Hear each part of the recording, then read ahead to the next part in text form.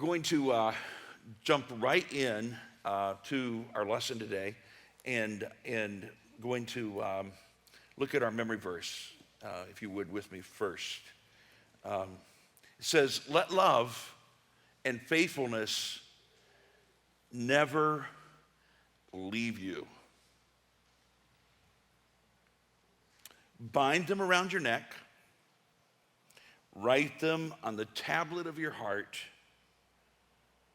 Now listen what happens when you do that. Then you will win favor and a good name in the sight of God and of other people. And really, in some ways, this is the essence of the message today. Let love and faithfulness never leave you. Do you know there really should never be something called a part-time Christian? There really should not be a Sunday go-to-meeting Christian. Whenever you're a Christian, you're really on call, you're on duty 24/7. Some of you have served in the military. And when the military says to you, it's time for you to go on a mission overseas, they don't say, and we'll have a private Lear jet, and every weekend we'll make sure you're home with your family. No, you're a soldier. And you're assigned an assignment. And when you signed up, you basically were signing away a lot of your own personal rights and a lot of things that might affect your family and everything else for the good of the nation, for the good of our country, and for the good of the service. And so you committed yourself to that, and so when they call, you go. And if you don't go, then you're considered to be what? AWOL. And if you go AWOL, what kind of a discharge will you eventually get from the military? Dishonorable discharge.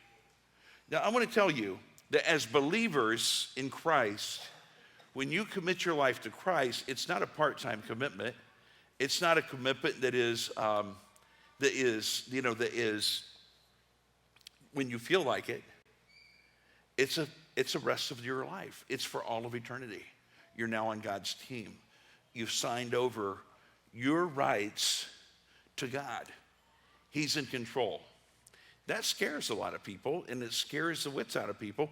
And because there's a sense in which I don't know if God really is going to have me do what I want to do, you know? And we typically always take our worst fear of what God might ask us to do, and we go, well, if I say yes to God about everything, he's probably going to ask me to do this. He might, but the truth of the matter is, God knows you better than you know yourself. And the fact is, if he did call you to go do that thing that you fear the most, it would be the most fulfilling thing you've ever done with your life.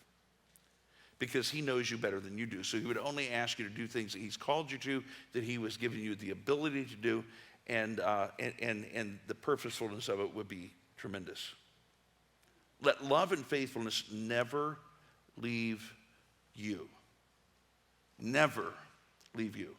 Your devotion to God, your devotion to his cause, your devotion to people, the very lifeline of every believer should be love. It's like the blood that flows through you as a believer. It's what makes you a believer. Love. It's God's love that you've received in your life. It's his love that you live by. It's his love. You know, there's something about being a Christian that if you act hateful, that most people who aren't even Christians go, that doesn't seem very Christian. You know, we can get mad because people might say things like, well, that doesn't seem very Christian. You know why people put an expectation on you because you're a Christian? Is because they have an expectation of what that might look like, and they think it might look a little bit like Jesus and what he would do or not do. And he operated out of love. And when we operate as believers out of anything other than love, then we are sending mixed messages to anyone around us. Faithfulness. Faithfulness just simply means you can be counted on. You can be counted on when things are going well, when things aren't going well. I was talking to someone who had been through a pretty harsh time in their life just in the last week. And one of the things that they said was they had to make a choice at this pivotal moment where everything seemed to be going wrong. Everything seemed to be going away from them. Everything that they wanted was being destroyed, it seemed like. They had to make a choice in that moment. Will I serve God no matter what the outcome of this is or not? And they thought about it for a little bit. And what they concluded was, well, what else would I do? Where would I go? What would I do? It's kind of like the disciples whenever all the crowd left and Jesus turned and said, are you guys going too? And Peter, it sounded to me like Peter was thinking about it. He said, well, I mean, where would we go? If I had a place to go, I'm thinking I might leave, you know. I'm not, it kind of freaked me out too here. I'm thinking, everybody left, but I just can't think of a better place to go right now. Faithfulness is following God, not only when his hands of blessing are being poured out on us, but whenever we're called to walk through a time of test, a valley of death. Whatever it is that we're called to walk through, we still are faithful. We still follow. Love and faithfulness never leave you. Bind them around your neck. In other words, it becomes a part of who you are. You know what? A necklace isn't something's around your neck isn't something someone would quickly, unless they were trying to hurt you, grab and jerk on, because it's pretty intricately a part of you. Make it intricately a part of who you are, a part of your spiritual dressing.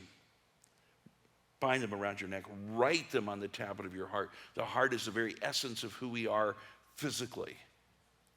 And so when it's written on the tablet of our heart, it just simply means at the very deepest place in us that's connected. Then you will win favor and a good name in the sight of God and man. Now, I want to go ahead and finish out the rest of this passage. It really, shouldn't say finish out, started at verse number 1. I'm going to read the first 2 verses for you. It's found in the scripture lesson just below.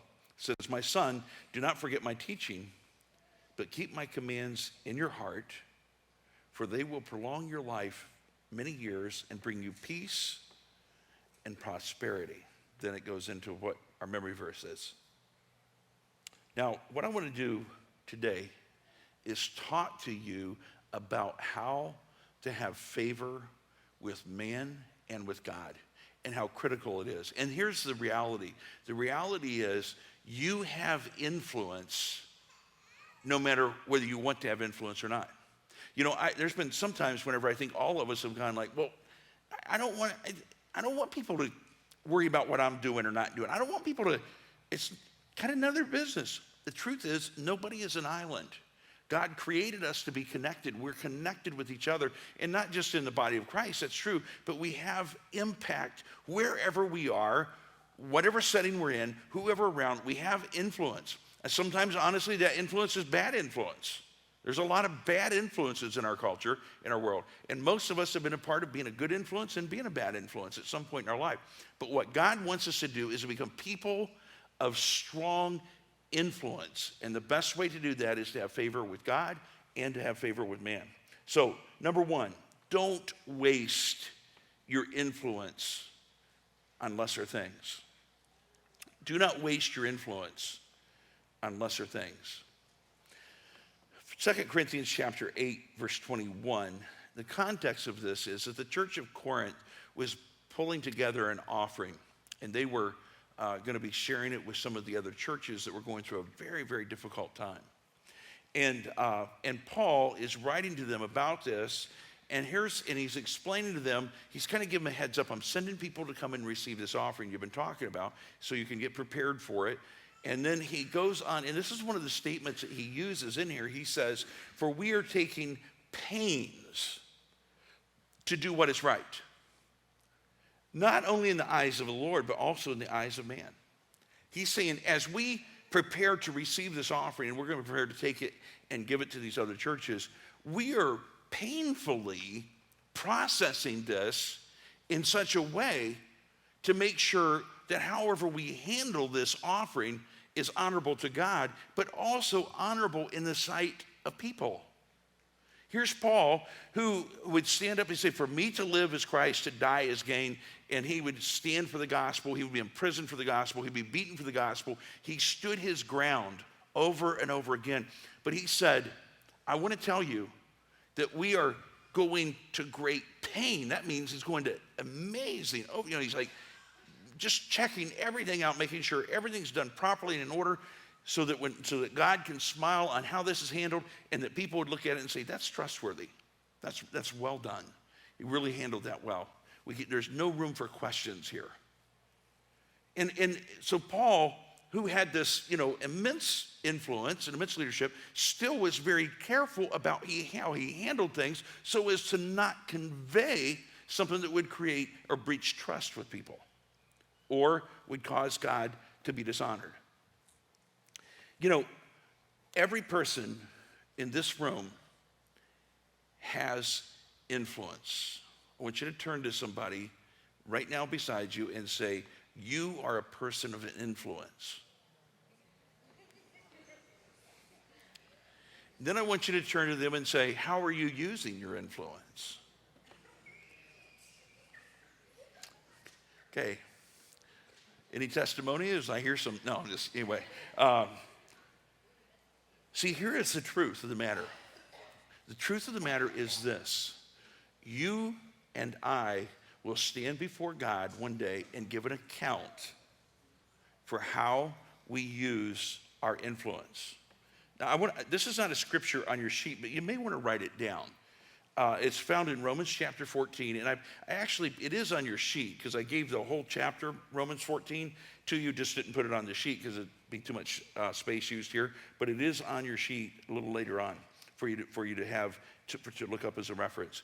But I want to tell you, I want to read this scripture to you from Romans chapter 14 and verse 12. And it's in the context of how you interact with other people, how you treat other people, whether or not that you use your liberties properly, those kinds of things that you have in Christ. And so here's what verse 12 says. So then each of us will give an account of ourselves to God. Now, this is years ago, when I was on staff as a pastor, I was in my 20s, one of the ministries that I oversaw at the church while I was on staff was the children's ministry. We had what we called the underground churches, and we had everything from preschool up through high school, and we had all these different groups meeting in all these different places, and we were so I had done some children's ministry and Bible college and done some bus ministry, things like that. So I was fairly familiar with kids. But whenever I was doing it, as a job, some things became really, really clear to me. And that was sometimes we had several different buses go out and bring kids in from different areas of that several miles around from the church. And I remember I would try to ride on different buses. We had people who would run them and everything, and I would ride on different buses just to kind of be there and encourage and check out how it's going and help out with different things. And so a lot of times, whenever I would be on there might be a little someone got into somebody else's business a little bit too much, and so someone had to be called down. I don't ever remember me calling someone down like this and saying, hey, Olivia, if you wouldn't mind, sit down in your seat and don't touch the people beside you. Do you know what Olivia would say if she was on that bus with me? I think almost 100% this was the case. She would say, well, they did such and such to me. I go, well, Olivia, I saw you do whatever. Yeah, but they kept wanting to point to somebody else. Now, I can go on over here. Every person I ever called down, they always pointed to somebody else, what they had done or they were doing.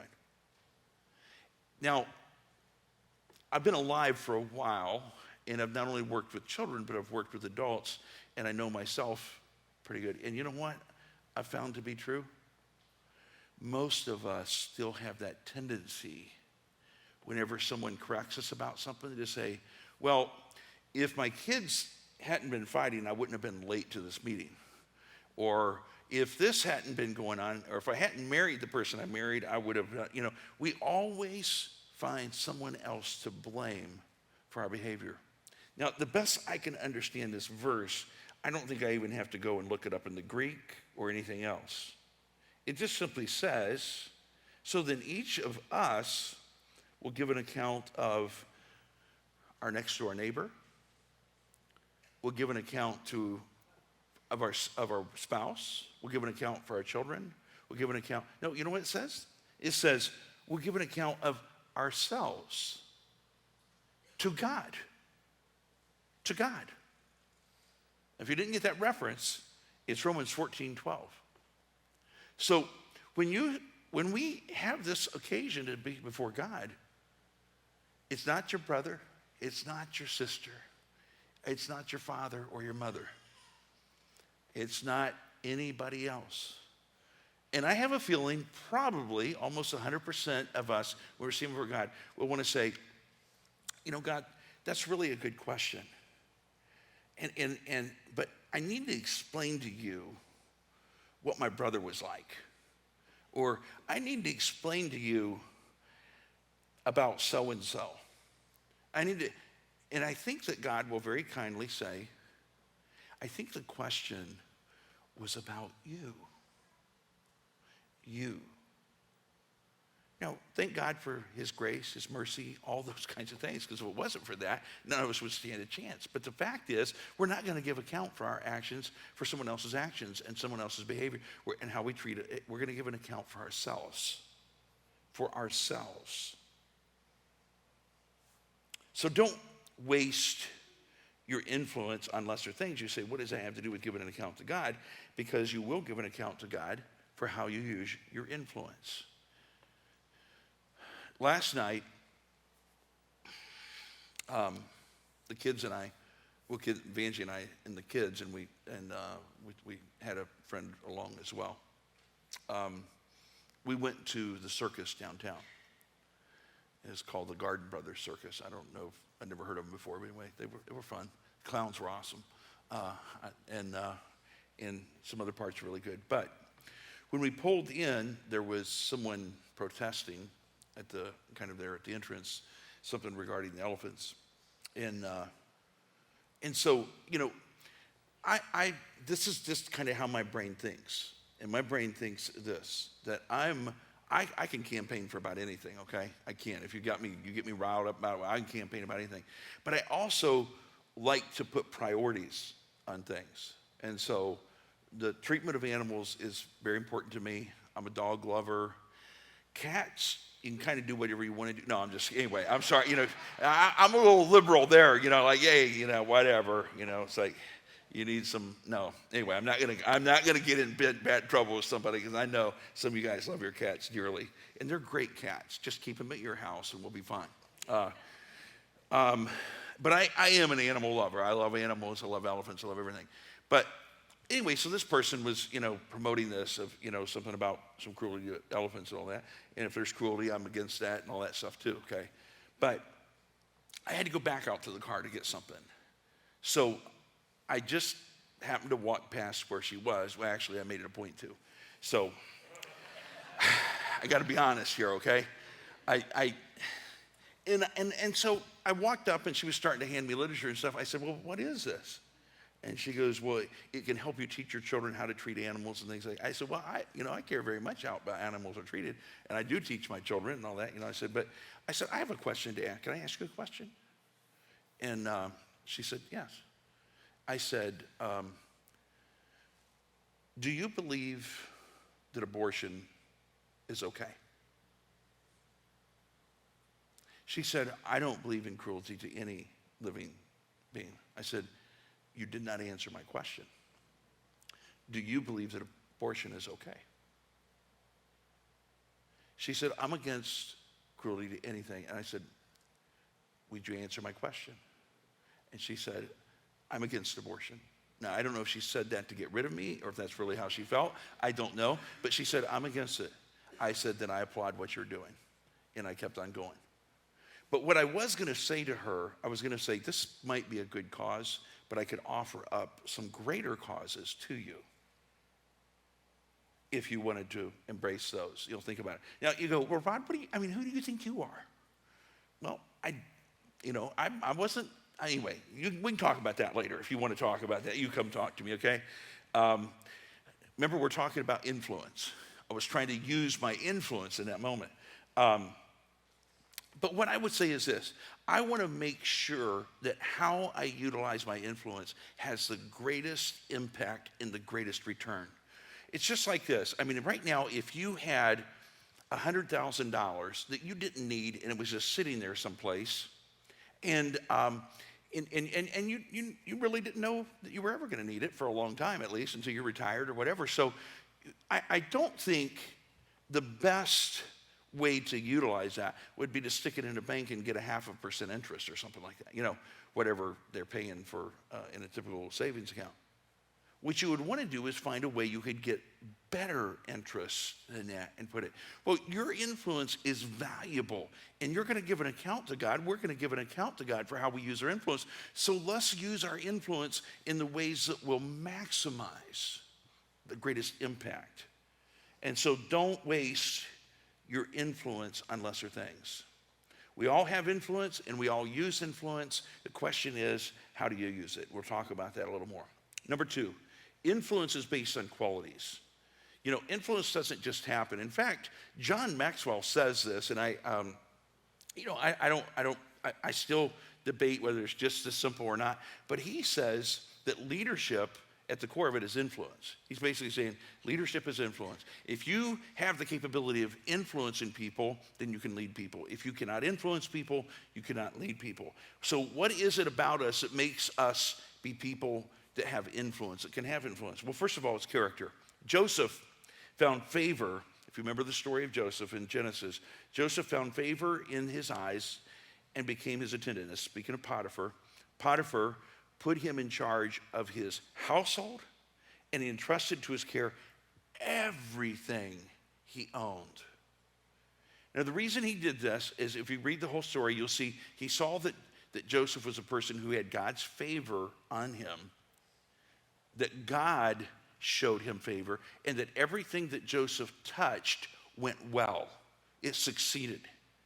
And so he began to have confidence and trust in Joseph to the point that he entrusted everything in his care to him. Now, we know the story went that his wife,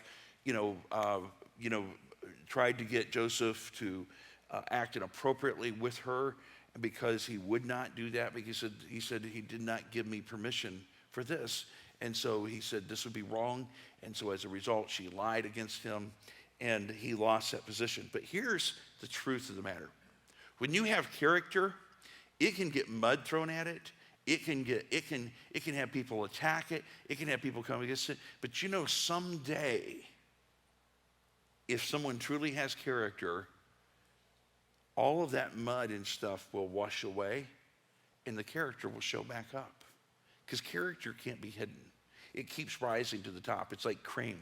It keeps rising to the top. So Joseph, he gets thrown in jail because he was falsely accused. And guess what happens while he's in jail?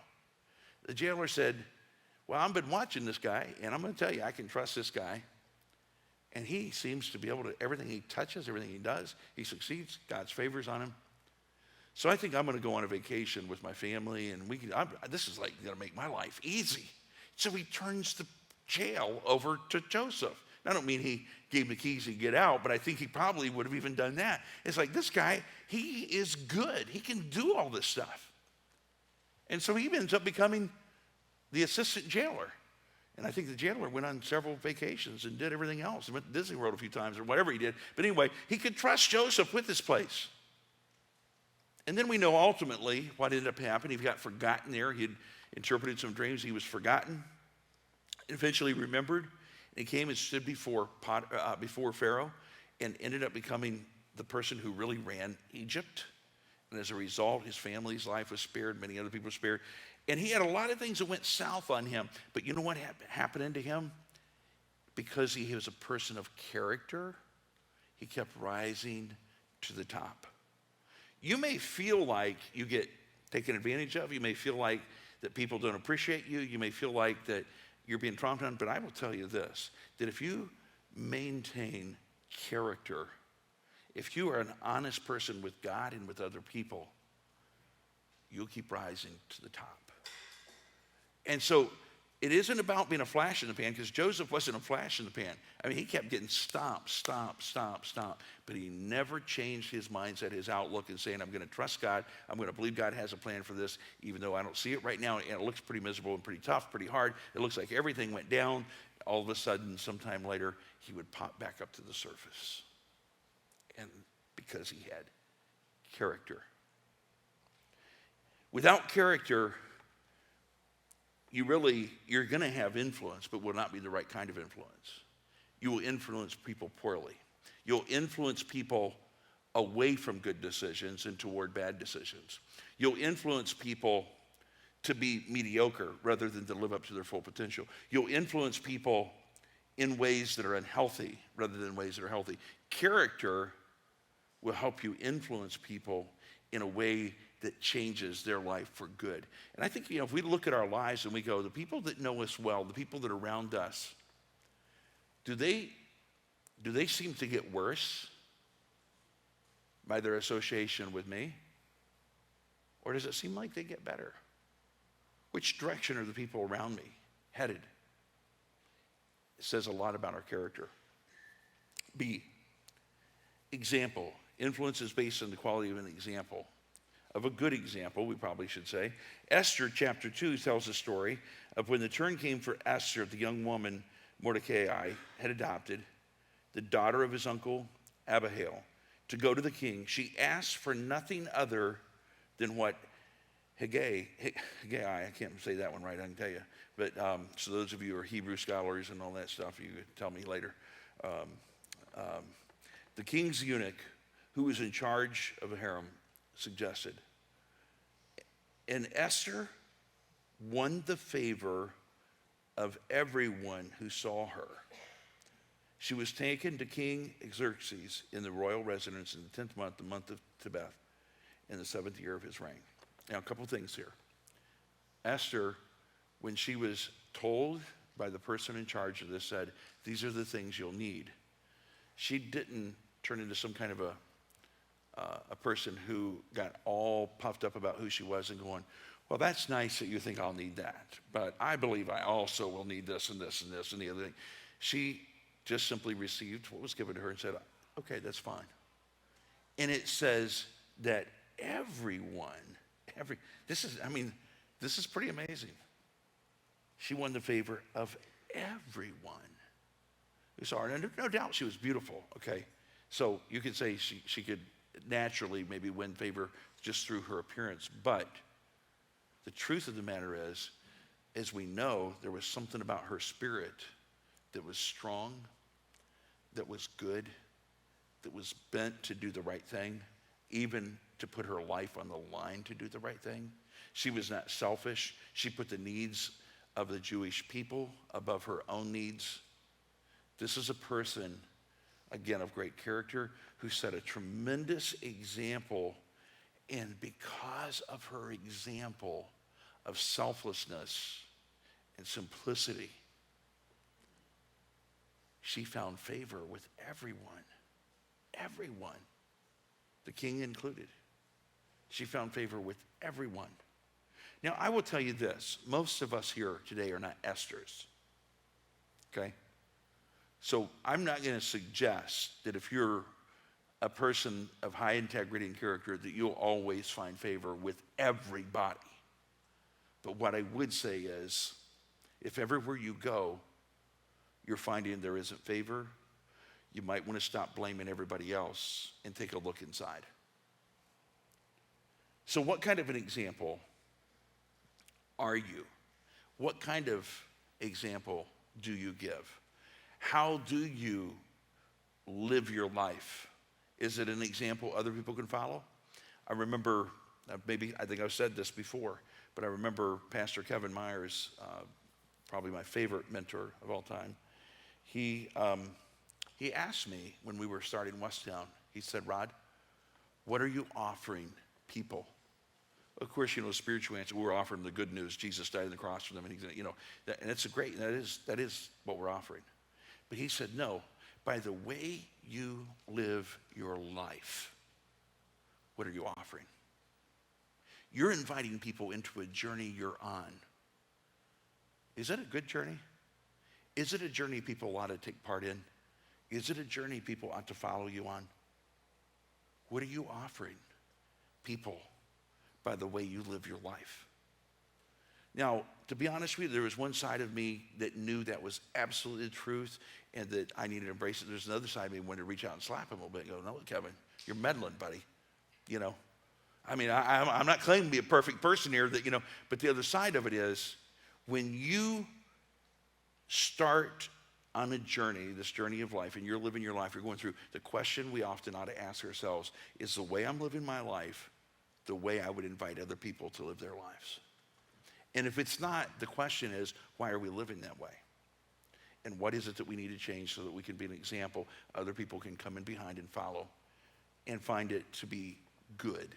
Now, it doesn't mean everything happens to you is good, but how do you handle what happens to you that's not good? Diligence is letter C. Diligence. Proverbs 22:29 says, you see someone skilled in their work, they will serve before kings, they will not serve before officials of low rank. Now, I don't think that everybody has to serve in front of kings or in front of, heads of state. But what I would say is this: whenever you are diligent about whatever it is you do, you will not stay in the same place that you're in for a long period of time. There will be some forward motion. It may not be that you change jobs or anything like that. It may be the other kinds of things that you engage yourself in, the other things that you do. Your life will take on greater purpose and greater meaning if you're a diligent person. You'll become a person at some point where people will want to turn to you and say, hey, what about you causes you to act like that or do this, or how do you handle this? People begin to turn. Whenever there needs to be areas in our life we've allowed God to hone some skills in us. Maybe in relationships, it may be in, it may be in knowledge, it may be other areas, but whatever it is, but where you become a person, that is somewhat of an expert, not because you set out to be an expert, but because you were diligent about what you applied yourself to. Actions. Psalm 5:12 says this: surely, Lord, you bless the righteous. Let me say it this way: surely, Lord, you bless those who do the right thing. You surround them with your favor as a shield. Job, whenever God was bragging on him, and which is, we want to be bragged on by God, but also remember, because God bragged on him, and so don't let this keep you from being a person God can brag on, but because God bragged on him, the devil said, well, obviously he serves you, and obviously he follows you, because you have built this hedge around him. I can't get at the boy. I can't mess with him. You've got this great hedge of protection around him. You're shielding him. The devil was like, you're shielding him from me. You know what? God did remove that shield for most part, except for his life. And Job still came out tested pretty well, didn't he? And most of us, I never sign up for Job-like opportunities, okay? God, here's how my conversation with God is. If we can purify my motives and my heart any way other than a Job process, I'm in. If you got to go Job's way, I'll figure it out, but I'm not volunteering for it. I'm not standing in line going, I want to do a Job one. I want to do one like Job did, Now, I don't want to do that. But I don't think any of us escape life without having somewhat of a Job experience somewhere along the way. I think we're all going to have some, and I think that's one of the reasons why he is a great example in the Bible. But I want to tell you that as a believer, as a follower of Jesus, nothing can befall you unless God allows it. Sometimes we want to say he caused this. He doesn't cause everything that happens, but he does allow everything that happens to us. And so as a result, but his natural stance toward us when you're following him and doing what's right is to shield you. It's to guard you, to protect you. That's what this scripture says. And we saw that true in Job's life. The devil said, yeah, you got him so shielded up, I can't get to him. Surely, Lord, you bless the righteous, those who do right. You surround them with your favor as with a shield. If you have a tendency to go, well, I shouldn't have said that. Here, let me knock on wood. Look, if you do that, we know we joke about that stuff, but can I just invite you to stop knocking on wood? If you do, I won't judge you, okay? Because I'm sure I'll do it again before I die. I'll just in a moment or something, do it. But what I want to tell you is, we don't have to walk around hoping for good luck or somehow if you're a follower of Jesus, he's shielding you. And you say, yeah, but I've had some bad things happen. Yeah, Job did too, because God does allow tests and trials to come our way. Sometimes it's for our refinement. Sometimes it's for purposes we have no idea until we get to heaven why in the world he allowed certain things to happen in our lives.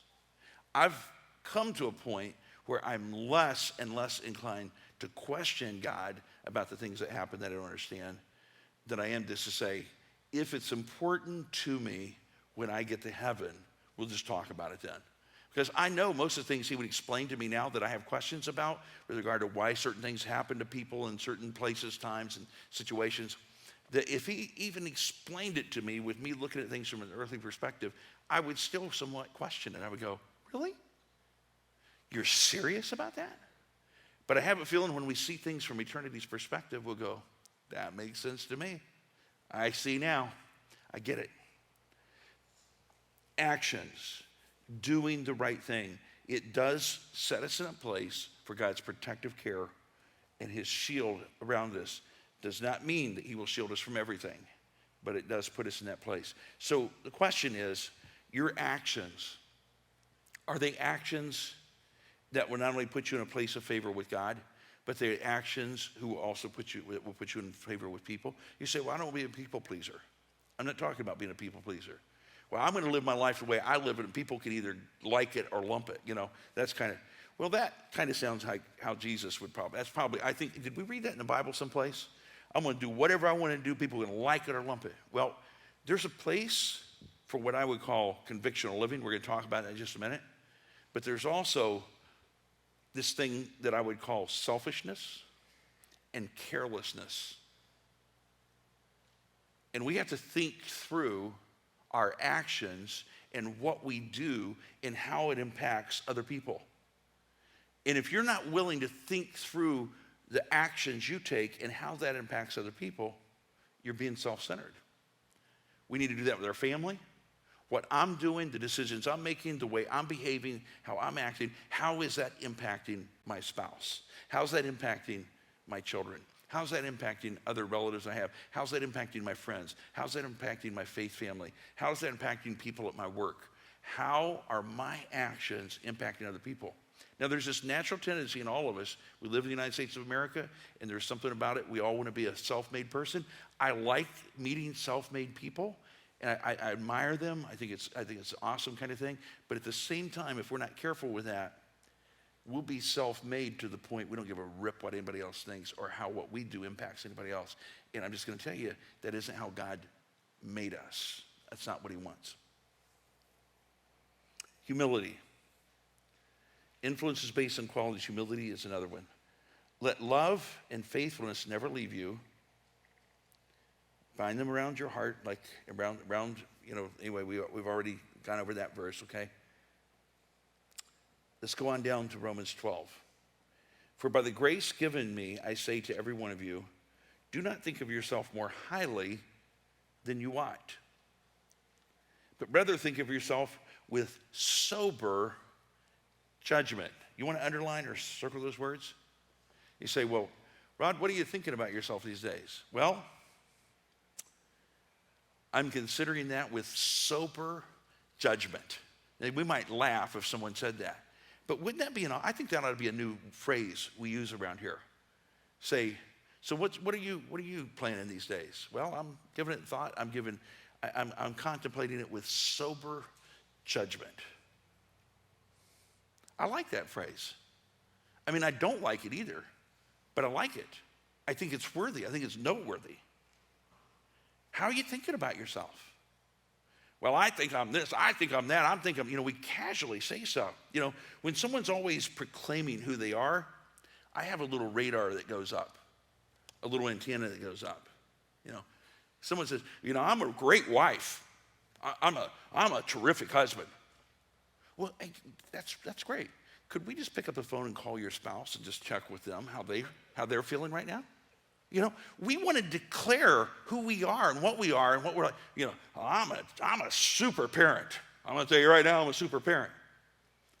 Would it be okay if we just interview your kids for a little while? That wouldn't be fair, Rod. That wouldn't be fair.